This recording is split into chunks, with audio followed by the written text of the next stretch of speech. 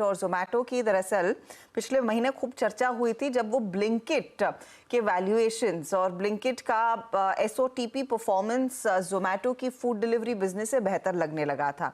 अब मैं इसीलिए मेंशन कर रही हूँ क्योंकि नेशनल लेवल से थोड़ा सा इजाफा आता हुआ हल्का सा ग्रीन टिक में आया, लेकिन अब वो स्टॉक फ्लैट है। आज शाम को नतीजे आएंगे और उससे पहले ये 200 के आसपास ट्रेड करता हुआ दिखाई दे रहा है। तो शरद जी, मेरी तो नजरें रहेंगी कि ये ब्लिंकिट में प्रॉफिटेबिलिटी पर क्या कहते हैं, बट ऑफ कोर्स इनका फूड डिलीवरी बिजनेस कितना और जोड़ता है। ये 200 के आसपास से स्टॉक कितना और परफॉर्म करने की क्षमता रखता है, अज्यूमिंग सब कुछ एकदम पॉजिटिव रहे, कमेंट्री आगे की और दोनों पैरामीटर्स पर कंपनी डिलीवर करे। ये वैल्यूएशन के लिहाज से मुझे लगता है अगर बहुत ज्यादा इंप्रूवमेंट की हम लोग उम्मीद कर रहे हैं पिछले अगले 2 सालों में, तो 3 रुपए के आसपास की अर्निंग, उस पर ऑलरेडी 200 रुपए पे तो प्राइस चल रहा है, तो वहां तो कोई ज्यादा गुंजाइश है नहीं।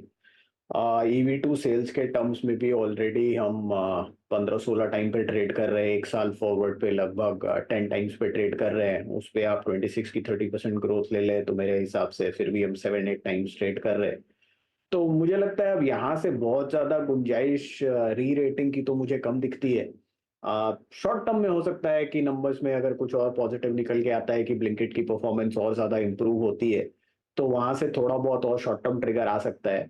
बट लॉन्ग टर्म में मुझे लगता है अब यहाँ से और ज्यादा री रेटिंग होने की अगले साल 2 साल में तो मुझे गुंजाइश कम लगती है, क्योंकि ऑलरेडी अगर आप 2 साल फॉरवर्ड पे भी EV2 सेल्स देखें तो लगभग 7 टाइम्स के आसपास होगा। तो मुझे तो मुश्किल लगता है कि बहुत ज्यादा यहाँ से अपवर्ड री रेट होना।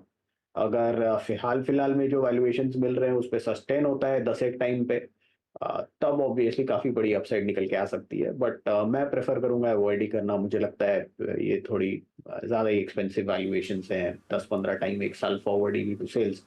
तो बेटर है कि आप अभी तो अवॉइड ही करें मेरे हिसाब से। आप कह रहे हैं 200 पर आप खरीदेंगे नहीं, लेकिन देखते हैं आज क्या नंबर्स आते हैं और क्या वो ब्लिंकिट वाकई में EBITDA ब्रेक इवन करता है या नहीं।